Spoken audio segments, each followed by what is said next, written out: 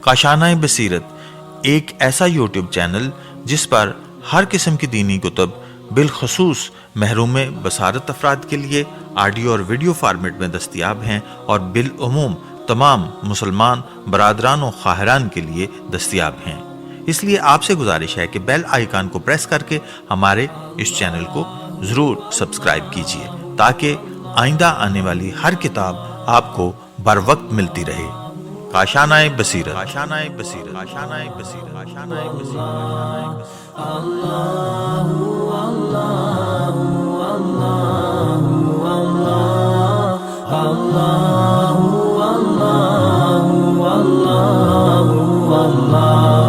بسم اللہ الرحمن الرحیم۔ السلام علیکم۔ یہ کتاب آپ کے لیے کاشانۂ بصیرت کے یوٹیوب چینل کی جانب سے ریکارڈ کی جا رہی ہے۔ کتاب کا نام ہے مجالس المومنین۔ اب ہم کتاب کا پارٹ نمبر 30 پڑھیں گے۔ مجلس چہارم در ذکر اکابرین دین از زمرہ تابعین رضوان اللہ عنہم اجمعین کا بقیہ حصہ۔ صفحہ نمبر 505۔ محمد بن ابی حذیفہ عتبہ بن ربیع بن عبد الشمس بن عبد مناف قرشی رضی اللہ تعالی عنہ۔ آپ کا تعلق بنی امیہ سے تھا اور معاویہ کے ماموں کے بیٹے تھے، اور آپ کے متعلق صاحب خلاصہ نے لکھا ہے، محمد بن ابو حذیفہ کو امیر المومنین علیہ السلام نے مصر کا حاکم مقرر کیا تھا۔ معاویہ نے اپنے دور حکومت میں ان سے مطالبہ کیا تھا کہ وہ امیر المومنین سے بیزاری کا اعلان کریں، لیکن انہوں نے ایسا کرنے سے انکار کر دیا تھا۔ بالآخر معاویہ نے ان پر تشدد کیا اور انہیں قید کر دیا، لیکن انہوں نے قید و بند کی صعوبتیں برداشت کیں، مگر امیر المومنین علیہ السلام کی محبت سے باز آنا پسند نہیں کیا، اور وہ کسی ملامت کنندہ کی پرواہ کرنے والے نہیں تھے۔ صاحب استیعاب رقم طراز ہے۔ محمد بن ابی حذیفہ رسالت محمد صلی اللہ علیہ وسلم کے عہد نبوت میں سرزمین حبشہ میں پیدا ہوئے اور امیر المومنین کے عہد حکومت میں کچھ عرصے تک ملک مصر کے حاکم رہے۔ پھر حضرت نے انہیں معزول کیا اور ان کی جگہ قیس بن سعد کو وہاں کا حاکم مقرر فرمایا۔ حذیفہ قتل عثمان میں شامل تھے، اور قتل عثمان کے بعد وہ شام گئے تو معاویہ کے ایک ساتھی نے انہیں قتل کر دیا۔ شیخ ابو عمرو کشی نے کتاب الرجال میں لکھا ہے، محمد بن ابی حذیفہ معاویہ کے ماموں کے فرزند تھے اور امیر المومنین علیہ السلام کے شیعہ تھے۔ معاویہ نے اپنے دور حکومت میں انہیں محبت علی کے جرم میں پکڑ کر زندان بھیج دیا، اور ایک عرصے بعد معاویہ نے اپنے ساتھیوں سے کہا، امید ہے زندان میں رہنے کی وجہ سے محمد بن ابی حذیفہ کے ہوش ٹھکانے لگ چکے ہوں، بہتر ہے ہم اسے باہر نکال کر اسے گفتگو کر لیں۔ ممکن ہے کہ وہ اپنے سابقہ نظریات سے منحرف ہو گیا ہو، اور اگر ایسا ہوا تو ہم اسے رہا کر دیں گے۔ معاویہ کے مشیروں نے اس تجویز کو سراہا، چنانچہ انہیں زندان سے نکال کر معاویہ کے دربار میں لایا گیا تو معاویہ نے ان سے کہا، محمد، کیا ابھی وہ وقت نہیں آیا جب تو علی کی دوستی اور محبت پر پشیمانی محسوس کرتے ہوئے اس گمراہی سے نجات پا جائے؟ اور کیا تجھے علم نہیں کہ عثمان کو بحالت مظلومیت قتل کیا گیا، اور عائشہ و طلحہ و زبیر نے ان کے قصاص کے لیے علی سے جنگ کی تھی، کیونکہ علی خفیہ طور پر لوگوں کو قتل عثمان کی ترغیب دیا کرتا تھا، اور ہم خون عثمان کے شرعی وارث ہیں اور اس کے خون کے قصاص کا مطالبہ کر رہے ہیں۔ محمد بن ابی حذیفہ نے معاویہ سے کہا، معاویہ، میں تیرا قریبی رشتہ دار ہوں اور دوسرے لوگوں کی بنسبت میں تجھے بہتر طور پر پہچانتا ہوں، اور میں خدا کی قسم کھا کر کہتا ہوں کہ میری نظر میں عثمان کا قاتل تو ہے، کیونکہ عثمان نے تجھے اور تجھ جیسے دوسرے افراد کو حاکم مقرر کیا، اور تم لوگوں نے زمین کو ظلم و جور سے بھر دیا، اور مظلوم مسلمان جمع ہو کر مہاجرین و انصار کے پاس گئے اور تم لوگوں کی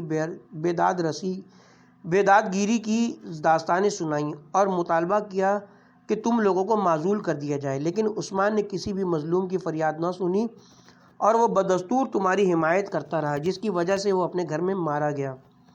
علاوہ ازیں میں طلحہ و زبیر کے متعلق بھی بخوبی جانتا ہوں کہ انہوں نے لوگوں کو قتل عثمان کی ترغیب دی تھی، اور ہاں معاویہ، تو بھی سن لے، میں تجھے جاہلیت اور اسلام دونوں ادوار میں پہچانتا ہوں، اور اسلام کی وجہ سے تیرے اندر کوئی معمولی سی تبدیلی بھی پیدا نہیں ہوئی ہے، اور تیرے نفاق کی سب سے بڑی دلیل یہ کہ تو مجھے امیر المومنین علیہ السلام پر صبر کرنے کا حکم دے رہا ہے۔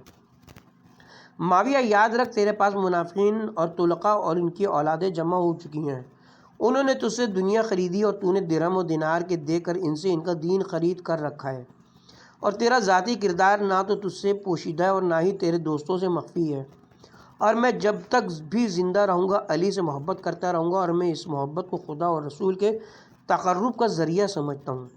معاویہ یہ باتیں سن کر غصے سے لال پیلا ہو گیا اور حکم دیا کہ اسے دوبارہ زندان میں بھیج دیا جائے۔ انہیں معاویہ کے حکم سے زندان بھیجا گیا جہاں ان کی وفات ہو گئی۔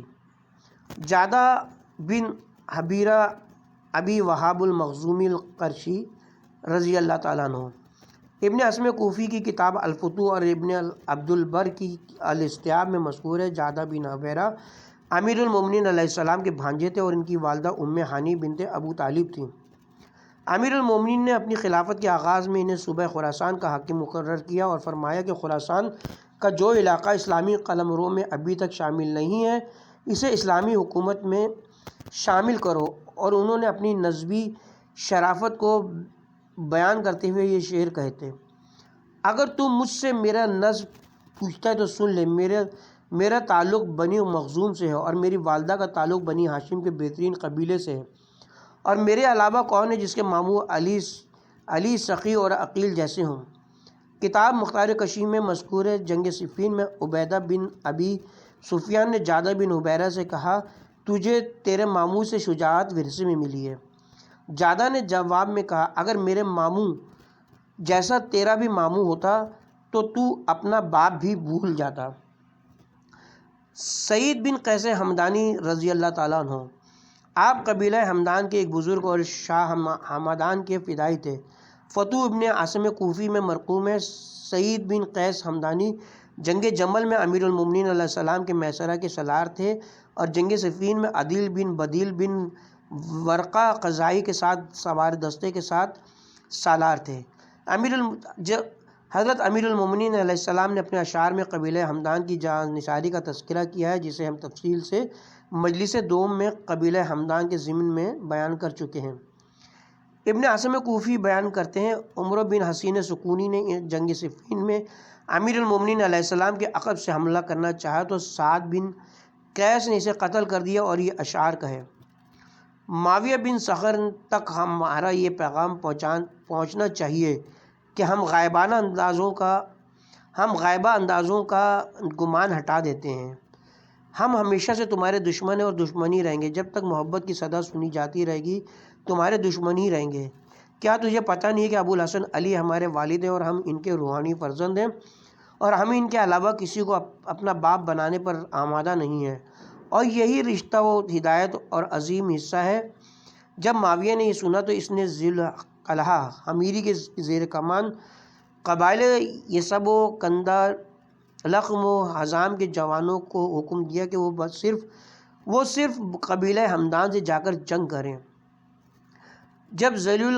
جب ذی القلعہ حمیری لشکر لے کر روانہ ہوا تو امیر المومنین علیہ السلام نے قبیلہ ہمدان کو صدا دی، سب نے جواب میں لبیک کی۔ حضرت نے فرمایا: دشمن کی فوج کا یہ دستہ تمہاری سرکوبی کے لیے آ رہا ہے، تم اپنا مردانہ وار دفاع کرو۔ حضرت کا فرمان سن کر حضرت سعید بن قیس نے قبیلہ ہمدان کے جوانوں کو ساتھ لیا اور دشمن کے لشکر پر ٹوٹ پڑے اور دشمنوں کو شکست فاش دی اور انہیں فرار پر مجبور کر دیا، اور خود حضرت سعید بن قیس یلغار کرتے ہوئے معاویہ کے سرا پردہ تک جا پہنچے اور دشمن کے چند مشہور جنگ آزماؤں کو موت کے گھاٹ اتارا، اور نماز مغرب تک یہ جنگ جاری رہی، اور نماز مغرب کے وقت یہ جنگ جا کر تھمی۔ امیر المومنین علیہ السلام نے قبیلہ ہمدان کی جنگ کو بے حد پسند فرمایا، اور اختتام جنگ پر آپ نے سعید بن قیس اور ان کے جاباز ساتھیوں کو اپنے پاس طلب کیا، اور جب وہ آپ کی خدمت میں حاضر ہوئے تو آپ نے ان کی تعریف کی اور فرمایا: اے آل ہمدان، تم میرے لیے بمنزلہ زرہ و سپر و تیر و کمان ہو، اور میں ہمیشہ تمہاری وجہ سے ظفریاب ہوتا رہتا ہوں۔ پھر آپ نے سعید بن قیس سے فرمایا: سعید، تو میرے چشم بینا اور مددگار ہے، اور میں نے ہمیشہ تیری شجاعت و مردانگی اور خود مندی پر بھروسہ کیا ہے۔ خدا کی قسم، اے قبیلہ ہمدان، اگر جنت کی تقسیم میرے ہاتھ ہوئی تو میں جنت کا بہترین مقام تمہارے حوالے کر دوں گا۔ سعید بن قیس نے عرض کیا، امیر المومنین، ہم نے آپ پر کوئی احسان نہیں کیا، ہم نے جو کچھ کیا ہے وہ صرف رضائے الہی کے لیے سر انجام دیا ہے، اور ہم اس کی جزا بھی خدا سے ہی طلب کریں گے، اور جو بھی مشکل مہم آپ کو درپیش ہو آپ ہمیں حکم دیں، ہم انشاءاللہ اسے ضرور سر کر کے رہیں گے، اور آپ ہمیں جہاں بھی روانہ کریں گے ہم آپ کے فرمان کی تعمیل کریں گے، اور ہم آپ سے دل و جان سے محبت کرتے ہیں۔ امیر المومنین علیہ السلام نے ان کے مخلصانہ جذبات کی قدردانی کرتے ہوئے ان کی تعریف فرمائی، اور وہ خوش و خرم ہو کر اپنی لشکر گاہ میں چلے گئے۔ ربیع بن خثیم السوری الکوفی، کتاب خلاصہ میں مذکور ہے کہ وہ زہاد ثمانیہ میں ایک زاہد تھے۔ کتاب کشی میں مرقوم ہے، شیخ اجل فضل بن شازان قمی سے تابعین کے زہاد ثمانیہ یعنی مشہور 8 زاہد افراد کے متعلق پوچھا گیا تو انہوں نے فرمایا وہ یہ ہیں: نمبر 1 ربیع بن خثیم، نمبر 2 حریم بن حیان، نمبر 3 اویس قرنی، نمبر 4 عامر بن عبد قیس۔ یہ چاروں افراد امیر المومنین علیہ السلام کے عقیدت مند تھے۔ نمبر 5 ابو مسلم خولانی، وہ فاجر تھا اور معاویہ کا پیروکار تھا، لوگوں کو امیر المومنین علیہ السلام کے خلاف جنگ کرنے کی ترغیب دیا کرتا تھا۔ ایک دن اس نے جنگ صفین کے موقع پر حضرت سے کہا، آپ قاتلین عثمان ہمارے حوالے کر دیں، ہم انہیں قصاص میں قتل کریں گے۔ حضرت نے اس کے مطالبے کو مسترد کر دیا تو اس نے لوگوں سے کہا، اب علی سے جنگ کرنا جائز ہو گئی ہے۔ علی کے انکار سے معلوم ہوتا ہے کہ اسی نے قتل عثمان کے لیے جال تیار کیا تھا۔ نمبر 6 مسروق بن اجد، یہ بھی معاویہ سے وابستہ تھا اور اسی وابستگی کے مقام رصافہ میں اس کی موت واقع ہوئی اور وہیں دفن ہوا۔ نمبر 7 حسن بصری، اس نے اپنے ظاہری تقدس کو رزق و روزی کا ذریعہ بنایا ہوا تھا اور فرقہ قدریہ کا سربراہ تھا۔ نمبر 8 اسود بن زید، تاریخ ابن عاصم کوفی میں مذکور ہے، جب امیر المومنین علیہ السلام شام پر حملہ کرنے کی غرض سے لشکر جمع کر رہے تھے تو ربیع بن خثیم کی زیر قیادت رہ سے 4000 افراد پر مشتمل لشکر آپ کے لشکر گاہ میں پہنچا۔ ربیع بن خثیم لوگوں کو شام کے غاصب حکمرانوں کے خلاف جہاد کی ترغیب دیتے تھے۔ ان کا مزار مشہد کے قریب دریا کے کنارے موجود ہے۔ میں نے مشہد کے سقہ افراد سے سنا، جب امام علی رضا علیہ السلام مامون کی دعوت پر طوس تشریف لائے تو آپ کا گاہے گاہے خواجہ ربیع کی زیارت کے لیے اس کی خبر پر جاتے تھے، اور ہم سمجھتے ہیں کہ اس سے بڑا اعزاز کائنات میں ممکن ہی نہیں ہے۔ عن بن ثنیہ بن ناحیہ تمیمی حنظلی دارمی رضی اللہ تعالیٰ عنہ، کتاب اصحابہ میں مذکور ہے، عن بن ثنیہ ساسہ بن ناحیہ کا بھتیجا تھا جو کہ فزدق کا دادا تھا اور امیر المومنین علیہ السلام کا وفادار ساتھی تھا۔ جنگ جمل میں اس نے بی بی عائشہ کے اونٹ کی ایک ٹانگ کو قطع کیا تھا۔ روایت میں کہ جب معاویہ کی طرف سے عبداللہ حضرمی نے بصرے پر قبضہ کیا تو حضرت امیر المومنین علیہ السلام نے عین بن ثنیہ کو اس کے مقابلے کے لیے روانہ کیا۔ جب بی بی عائشہ کو ان کے جانے کا علم ہوا تو انہوں نے ایک شخص سے ذمہ داری سونپی کہ وہ راستے میں ہی مکر و فریب کے ذریعے سے اسے قتل کر دے۔ یہ واقعہ سن 38 ہجری میں پیش آیا تھا۔ عبد الرحمن بن سرد تنخوی رضی اللہ تعالیٰ عنہ، تحف الاحبار میں مذکور ہے، امیر المومنین علیہ السلام کے فرمان کے تحت عبد الرحمن بن سرد نے بی بی عائشہ کے اونٹ کی ایک ٹانگ کو قطع کیا تھا اور اونٹ کی دوسری ٹانگ ایک اور مجاہد نے کاٹی تو اونٹ گرا اور سینے کے بل زمین پر آیا۔ بیان کیا جاتا ہے کہ جنگ جمل کے بعد تیم بن مرہ نامی ایک شخص نے عبد الرحمن بن سرد سے پوچھا، کیا جنگ جمل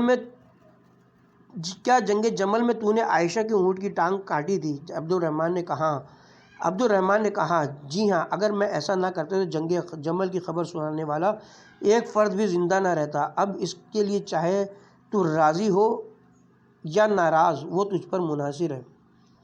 ترمہ بن عدی بن حاتم رضی اللہ تعالیٰ عنہ، ابن داؤد لکھتے ہیں جس طرح ماہ بن عدی بن حاتم زمرہ مقبولین میں سے تھے، وہ جسیم، طویل، ادیب، فصیح اور حاضر جواب تھے۔ تاریخ ابن ہلال جو کہ شاہ شجاع مبارزی کے نام سے مشہور شاہ شجاع مبارزی کے نام سے لکھی گئی ہے۔ اس میں مرقوم ہے جب امیر المومنین علیہ السلام جنگ صفین سے مظفر و منصور ہو کر واپس کوفہ تشریف لائے تو معاویہ نے آپ کو ایک خط روانہ کیا جس میں لکھا تھا: علی، تو نے اس چیز کی پیروی کی ہے جو کہ تیرے حق میں نقصان دہ ہے، اور تو نے اپنے لیے فائدہ مند امور کو چھوڑ دیا ہے۔ تو نے کتاب خدا اور سنت پیغمبر کی مخالفت کی ہے۔ مجھے معلوم ہو چکا ہے جو کچھ تو نے رسول خدا کے حواری زبیر اور طلحہ اور ام المومنین کے ساتھ سلوک کیا ہے۔ میں تجھ پر ایسے شہاب ثاقب گراؤں گا جسے پانی نہ بچھا سکے گی، اور اس سے آندھیاں متزلزل نہ کر سکیں گی۔ جب وہ گرے گا تو چھا جائے گا، اور جب اندھیرا چھا جائے گا تو سوراخ کر دے گا، اور جب سوراخ کرے گا تو جلا ڈالے گا۔ تجھے اپنے لشکر کی وجہ سے دھوکے میں نہیں رہنا چاہیے۔ اب جنگ کے لیے تیار ہو جاؤ۔ والسلام۔ اور امیر المومنین علیہ السلام نے اس خط کا جواب تحریر کیا جس میں آپ نے لکھا: خدا کے بندے اور بندے خدا کے فرزند امیر المومنین علی بن ابی طالب برادر رسول اور وصی پیغمبر اور والد حسنین اور تیرے چچا دادا اور تیرے ماموں کے قاتل کی طرف سے، کیا تو بدر میں اپنی قوم کا حشر بھول چکا ہے؟ اور کیا تجھے وہ تلوار بھی یاد نہیں ہے جس سے میں نے تیرے خاندان کو قتل کیا تھا؟ تجھے معلوم ہونا چاہیے اس تلوار کو اب بھی میری کلائیوں نے ثبات صدر اور قوت بدن کے ساتھ اٹھایا ہوا ہے، جس سے نبی اکرم صلی اللہ علیہ وسلم نے وہ تلوار میرے ہاتھ میں دی تھی اور پروردگار نے میری مدد کی تھی۔ میں نے نہ تو اپنا رب تبدیل کیا اور نہ ہی اسلام کے بدلے میں اور دین اختیار کیا، اور نہ ہی محمد صلی اللہ علیہ وسلم کی عوض کسی اور کو نبی مانا ہے، اور نہ ہی میں نے تلوار تبدیل کی ہے۔ تجھ سے جو کچھ ہو سکے کر لے۔ شیطان تجھ پر غالب آ چکا ہے اور جہالت نے تجھ پر قبضہ کر لیا ہے، اور ظالم عنقریب جان لیں گے کہ وہ کس پہلو پلٹائے جائیں گے۔ امیر المومنین علیہ السلام نے یہ خط ترما بن عدی کے حوالے کیا اور فرمایا: تم میرا خط معاویہ تک پہنچاؤ۔ اور آپ نے اس کی سواری کے لیے سرخ منہ، سفید شکم، سیاہ چشم ناقہ عطا فرمایا۔ ترما کے متعلق مورخین نے یہ جملے لکھے ہیں: ترما فصیح و بلیغ اور حاضر جواب اور زبان فصاحت کی مقرات سے دشمنان علی کے پیراہن کو پارا کرنے والے شخص تھے۔ ترما نے عرض کیا: میں آپ کے فرمان کی اطاعت کروں گا اور اسے اپنے لیے سعادت سمجھوں گا۔ چنانچہ ترما حضرت کا خط لے کر دمشق روانہ ہوئے اور جلدی دمشق کے حدود میں داخل ہو گئے۔ جس دن ترما دمشق کے قریب پہنچے اس دن معاویہ اپنے ارکان دولت عمرو بن عاص اور مروان بن حکم، شرجیل، ابو العور السلمی اور ابو ہریرہ دوسی کے ساتھ سیر و تفریح کی غرض سے ایک باغ میں آیا ہوا تھا۔ معاویہ کے احباب باغ کے مختلف گوشوں میں سیر و تفریح کر رہے تھے۔ جب انہوں نے ایک دراز قد عربی کو ناقے پر سوار دیکھا تو انہیں شرارت سوجی اور کہا کہ کیوں نہ اس عربی کو یہاں بلا کر اس سے ہنسی مذاق کریں۔ چنانچہ اس فیصلے کے بعد عمرو بن عاص ان کے پاس گیا اور ان سے کہا: کیا تیرے پاس آسمان کی کوئی خبر ہے؟ حضرت ترما نے کہا: جی ہاں، اللہ آسمان میں اور ملک الموت ہوا میں ہے، اور امیر المومنین تمہارے تعاقب میں ہیں۔ اسے عداوت و شقاوت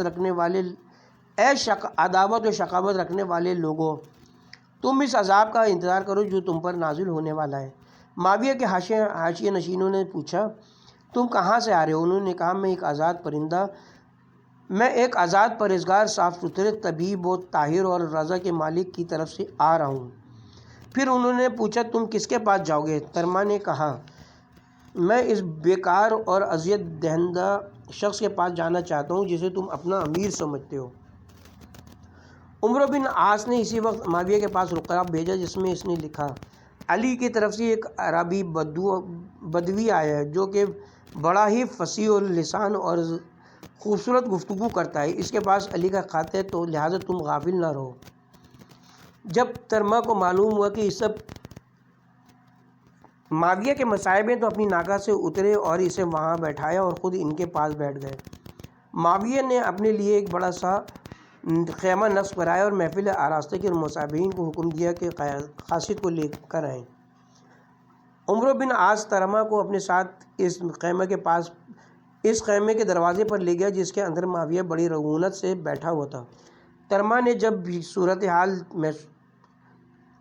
نے جب ماحول پر نگاہ ڈالی تو اس نے دیکھا کہ حضرت عثمان کے سوگ میں سب نے سیاہ لباس پہنے ہوئے تھے۔ یہ منظر دیکھ کر ترما نے کہا، خیر تو ہے، یہ سب لوگ یوں کیوں دکھائی دیتے ہیں جیسے دوزخ جانے کے انتظار میں بیٹھے ہوں اور ان کے لیے راستے تنگ ہو چکے ہوں۔ جب ترما اور زیادہ قریب ہوئے تو انہوں نے دیکھا کہ ایک کرسی پر یزید بن معاویہ بیٹھا ہوا تھا اور اس کے ناک پر زخم کا نشان تھا اور اپنی حرکت سے اور اپنی کرخت آواز میں چیخ چکھ کر باتیں کر رہا تھا۔ ترما نے کہا، یہ منوس بن منوس کون ہے جس کا حلق وسیع اور جس کی سونڈ پر زخم کا نشان ہے؟ حاشیے برداروں نے کہا، آپ گستاخی نہ کریں، یہ یزید ہے۔ ترما نے کہا، خدا اس کے زیادہ راہ کو زیادہ نہ کرے اور اسے نامراد رکھے۔ ترما نے یزید پر سلام کیا۔ یزید نے جواب دیا اور کہا، امیر المومنین بھی تجھے سلام کرتے ہیں۔ ترما نے کہا، مجھے امیر المومنین نے اپنا ایک مکتوب گرامی دیا اور میں نے وہ مکتوب معاویہ کے پاس لے جانا ہے، تو مجھے معاویہ کے پاس لے چل۔ یزید ترما کو لے کر معاویہ کے مخصوصی خیمے کے دروازے پر آیا۔ معاویہ کے اردلیوں نے کہا، یہاں پر اپنے جوتے اتار دو۔ ترما نے دائیں بائیں گھور گھور کر دیکھا اور کہا، کیا یہ وادی مقدس طوٰ ہے جہاں جوتے اتارنے کا حکم ملا ہے؟ ترما نے دیکھا تو سامنے ایک تخت پر اسے معاویہ بیٹھا ہوا نظر آیا۔ ترما بلا خوف و خطر اس کے سامنے گیا اور کہا، نافرمان بادشاہ، تجھ پر سلام ہو۔ معاویہ نے کہا، اگر تو مجھے امیر المومنین کہہ کر سلام کرتا تو اس میں آخر کون سی قباحت تھی؟ ترما نے کہا، تیری ماں تیرے غم میں روئے، مومن تو ہم میں ہیں، تجھے ہمارا امیر کس نے بنایا ہے؟ معاویہ نے کہا، تو کیا لے کر آیا ہے؟ ترما نے کہا، میں ایک مکتوب گرامی لے کر آیا ہوں۔ معاویہ نے کہا، وہ خط میرے حوالے کر۔ ترما نے کہا، میں تیرے قالین پر قدم نہیں رکھنا چاہتا، تجھے وہ خط کیسے دوں؟ معاویہ نے کہا، میرے وزیر کو خط دے دو، اور اس نے عمرو بن عاص کی طرف اشارہ کیا۔ ترما نے کہا، بہت افسوس، امیر ظالم اور وزیر خائن ہے۔ معاویہ نے کہا، اچھا، میرے بیٹے یزید کو وہ خط دے دو۔ ترما نے کہا، ہم ابلیس پر راضی نہیں ہیں، بھلا اس کی اولاد پر کیسے راضی ہوں گے؟ معاویہ نے کہا، پھر وہ خط میرے غلام کو دے دو۔ ترما نے کہا، ناجائز دولت سے یہ خریدا گیا اور غیر مستحق کے پاس پہنچایا گیا۔ معاویہ نے کہا، تو پھر آخر وہ خط مجھ تک کیسے پہنچے گا؟ ترما نے کہا، اس کی بس یہی ایک صورت ہے کہ تو تخت سے اتر کر مجھ سے وہ خط وصول کر۔ معاویہ کو چاروں ناچار تخت چھوڑ کر آنا پڑا اور اس نے حضرت کا خط وصول کیا اور اسے پڑھ کر اپنے زانوں کے نیچے رکھ لیا۔ معاویہ نے ترما سے کہا، تو نے علی کو کس حال میں چھوڑا تھا؟ اپنے ساتھیوں کی جھرمٹ میں یوں لگتا تھا کہ جیسے 14ویں کا چاند ستاروں کے جھرمٹ میں دکھائی دیتا ہے۔ جب حضرت انہیں کسی کام کا حکم دیتے تو وہ دوڑ کر تعمیل کرتے اور جس بات سے منع کرتے تو اس وقت کرتے کسی کو آپ کی حمایت کی اور جس بات سے منع کرتے کسی کو آپ کی مخالفت کی جرت نہیں ہوتی تھی۔ اور میں علی کو اس بلند و بالا شجاعت میں دیکھ کر آ رہا ہوں، اگر وہ کسی لشکر سے ٹکرائیں تو شکست فاش سے دوچار کریں گے، اور اگر کسی مضبوط چٹان سے ان کا مقابلہ ہوتے تو اسے منہدم کر کے میدان کر دیں، اور اگر کسی مد مقابل سے جنگ کریں تو اس کی روح کو سلب کر کے دوزخ کے گڑھے میں گرا دیں۔ معاویہ نے کہا، تو نے حسنین کو کس حال میں چھوڑا؟ ترما نے کہا، میں بفضل خدا انہیں جوان، تقی، نقی، پاک دامن، تندرست، فصیح، ادیب، خطیب، سردار طیب طاہر، عالم اور دنیا و آخرت کی بھلائی کے لیے عمل کرتا ہوا چھوڑ کر آیا ہوں۔ معاویہ نے کہا، عربی تو بڑا فصیح و بلیغ ہے۔ حضرت ترما نے کہا، اگر تو امیر المومنین کے در اتھر پر چلا جائے تو تجھے اتنے فصیح، بلیغ، فقیہ، ظریف، نجیب، ادیب، سخی اور صفی نظر آئیں گے کہ تو حیرت بحر عمیق میں ڈوب جائے گا اور تو اس کی موجوں سے نجات نہیں پا سکے گا۔ اور عمرو بن العاص نے معاویہ سے کہا یہ ایک عربی ہے، اگر اسے کچھ دولت دے دی جائے تو پھر ہماری بھی تعریف و توصیف کرنے پر آمادہ ہو جائے گا۔ معاویہ نے کہا ہاں تمہاری تجویز بالکل درست ہے۔ عمرو بن العاص نے کہا عربی کیا جانتا ہے کہ اگر امیر تجھے کچھ انعام دے تو پھر وہ انعام قبول کرے گا؟ ترما نے کہا میں تو اس کی روح قبض کرنا چاہتا ہوں، تو بھلا میں دولت کو کیسے ٹھکراؤں گا؟ معاویہ نے 10,000 درہم اس کے حوالے کیے، پھر کہا کیا اور بھی رقم چاہیے؟ ترما نے کہا کیوں نہیں، زیادہ دینے والوں کا اللہ نگہبان ہوتا ہے۔ معاویہ نے انہیں 10,000 درہم مزید دیے اور کہا اور مزید ضرورت ہو اور اگر مزید ضرورت ہو تو بھی کہہ دینا۔ ترما نے کہا طاق عدد بنا دو کیونکہ اللہ طاق عدد کو پسند کرتا ہے۔ بالآخر معاویہ نے حکم دیا کہ انہیں 30,000 درہم دے دیے جائیں۔ جب رقم ملنے میں کچھ تاخیر ہوئی تو کچھ دیر تک ترما سر جھکائے بیٹھے رہے، پھر معاویہ سے کہا معاویہ کیا تو آنے والے مہمانوں سے مذاق کرتا ہے؟ معاویہ نے کہا تجھے کس نے کہا؟ ترما نے کہا تو نے انعام کا حکم دیا، لیکن وہ انعام نہ تو مجھے دکھائی دیتا اور نہ ہی تجھے نظر آتا ہے، یہ مذاق نہیں تو اور کیا ہے؟ معاویہ نے کہا جتنا جلدی ممکن ہو مذکورہ انعام پیش کیا جائے۔ ملازمین نے جلدی سے مذکورہ رقم لا کر دی۔ معاویہ نے وہ رقم ترما کے حوالے کی۔ ترما وہ رقم لے کر خاموش بیٹھے رہے۔ عمرو بن عاص نے کہا میں امیر المومنین علیہ السلام کے انعام کو کیسا محسوس کرتے ہو؟ ترما نے جواب میں صرف اتنا کہا یہ مسلمانوں کا مال ہے اور اس کا تعلق رب العالمین کے خزانے سے ہے اور اسے اللہ کے ایک نیک بندے نے لیا ہے۔ معاویہ نے اپنے کاتب کو بلا کر کہا کہ علی کے خط کا جواب لکھو کیونکہ اس شخص نے دنیا کو میری نگاہوں میں تاریک کر دیا ہے۔ کاتب نے قلم و کاغذ اٹھا کر معاویہ سے یہ لکھا۔ حکم معاویہ سے یہ لکھا بسم اللہ الرحمن الرحیم، بندہ خدا اور بندہ خدا کے فرزند معاویہ بن ابی سفیان کی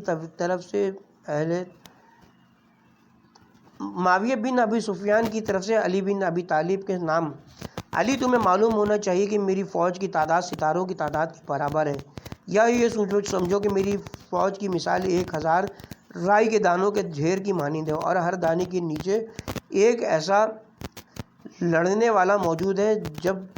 جب ترما نے خط کا یہ مضمون سنا تو ہنسنے لگے۔ معاویہ نے کہا تم کس بات پر ہنس رہے ہو؟ ترما نے کہا معاویہ خدا کی قسم میرا علی سورج کی مانند ہے، جب وہ طلوع ہوگا تو تیرا ایک بھی ستارہ دکھائی نہیں دے گا، اور علی نے اشتر نامی ایک مرغہ پال رکھا ہے جو اپنی چونچ سے رائی کے دانے کو چگ لیتا ہے اور انہیں اپنے پوٹے میں بھر لیتا ہے۔ یہ سن کر معاویہ کو غصہ آیا اور کاتب سے کہا کہ وہ کچھ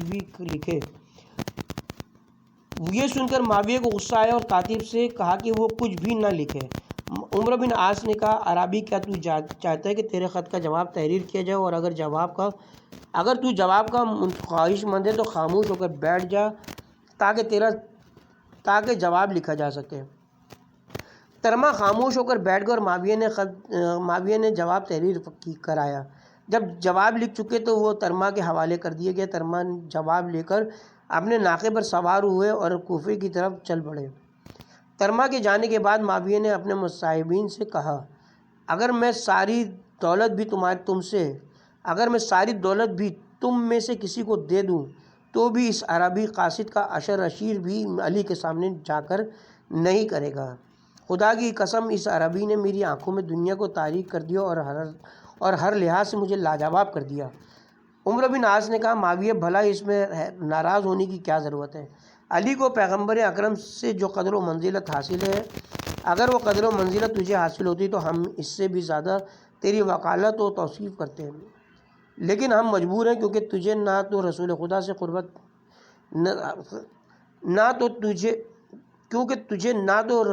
سے قدر و منزلت حاصل ہے اور نہ ہی تو حق پر ہے۔ ان حالات میں ہم کہیں تو کیا کہیں؟ معاویہ نے کہا تیرے منہ میں خاک ہو اور اللہ تیرے پہلو کی ہڈیوں کو شکستہ کرے، تیرے الفاظ نے مجھے عربی کی گفتگو سے بھی زیادہ تکلیف دی ہے۔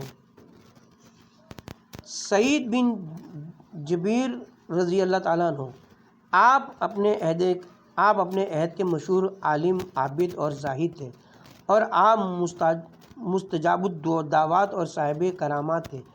آپ نے حضرت عبداللہ بن عباس سے حدیث و قرأت و تفسیر کی تعلیم پائی تھی۔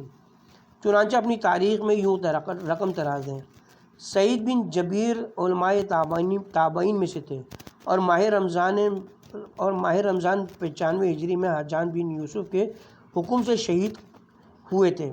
شیخ ابو عمر کشی لکھتے ہیں، جب سعید بن جبیر علماء تابعین میں سے تھے اور ماہ شعبان 95 ہجری میں حجاج بن یوسف کے حکم سے شہید ہوئے تھے۔ شیخ ابو عمر کشی لکھتے ہیں، جب سعید بن جبیر گرفتار ہوتے حجاج یوسف کے سامنے پیش ہوئے تو حجاج نے ان سے کہا، تو ہی شقی بن کثیر ہے۔ حضرت سعید نے فرمایا، میری ماں میرے نام سے زیادہ واقف ہے اور اس نے میرا نام سعید بن جبیر رکھا ہے۔ حجاج نے ان سے کہا، تو ابو بکر و عمر کے متعلق کیا عقیدہ رکھتا ہے؟ آیا انہیں جنتی سمجھتا ہے یا دوزخی سمجھتا ہے؟ حضرت سعید نے فرمایا، اگر میں جنت میں گیا ہوتا اور جنت میں رہنے والوں کو دیکھا ہوتا تو بتاتا کہ وہ اہل جنت میں سے ہیں، یا میں دوزخ میں گیا تھا، یا میں دوزخ میں گیا ہوتا اور اہل دوزخ کو بھی دیکھا ہوتا تو میں بتاتا کہ وہ اہل دوزخ میں سے ہیں۔ میری مجبوری ہے کہ میں نے نہ تو جنت دیکھی اور نہ تاحال دوزخ دیکھی ہے، لہٰذا میں کیا کہہ سکتا ہوں کہ شیخین جنتی ہیں یا دوزخ میں یا دوزخی ہیں۔ حجاج نے کہا، تو خلفاء کی نیکی و بدی کے متعلق کیا عقیدہ رکھتا ہے؟ حضرت سعید نے فرمایا، میں ان میں سے کسی کا وکیل نہیں ہوں۔ حجاج نے کہا، خلفاء میں سے تو کسے زیادہ محبوب رکھتا ہے؟ سعید نے فرمایا، جسے خدا اور رسول زیادہ محبوب رکھتے ہیں، میں بھی اسے زیادہ محبوب رکھتا ہوں۔ حجاج نے کہا، یہ بتا کہ خدا کس خلیفہ پہ زیادہ راضی ہے؟ سعید بن جبیر نے فرمایا، یہ تو اللہ خود ہی بہتر جانتے ہیں۔ حجاج نے کہا، تو ذو معنی جملوں سے میرے ہاتھ سے کوئی رہائی حاصل کرنا چاہتا ہے؟ کیا تو میرے عقائد کی تصدیق کرتا ہے؟ حضرت سعید نے فرمایا، میں اس وقت تیری تردید کرنا پسند نہیں کرتا۔ ابو عمر کشی لکھتے ہیں، حجاج نے حضرت سعید کو جرم تشیع اور امام زین العابدین علیہ السلام کے شاگرد ہونے کی وجہ سے شہید کیا تھا۔ یافعی لکھتے ہیں، سعید کی شہادت کے بعد حجاج بن یوسف 40 دن سے زیادہ زندہ نہ رہ سکا اور وہ لعین مرض الموت میں بے ہوش ہو جاتا تھا، اور جب اسے ہوش آتا تو کہتا تھا، سعید بن جبیر آخر تو مجھ سے کیا چاہتا ہے؟ ایک اور روایت میں، جب حجاج لعین کو نیند آتی تو خواب میں دیکھتا کہ سعید بن جبیر نے اس کے گریبان کو پکڑ رکھا ہے اور فرماتے تھے، دشمن خدا، تو نے مجھے کس جرم میں قتل کرایا تھا؟ شہادت کے وقت ان کی عمر 49 برس تھی۔ ان کا مزار شہر کے وسط میں مشہور و معروف ہے۔ ازبغ بن نباتہ حنظلی مجاشی الکوفی، کتاب خلاصہ میں مذکور ہے، ازبغ بن نباتہ امیر المومنین علیہ السلام کے خاص، اور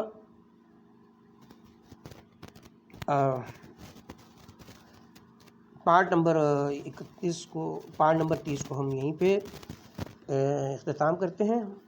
حاضر ہوتے ہیں اگلے پارٹ میں۔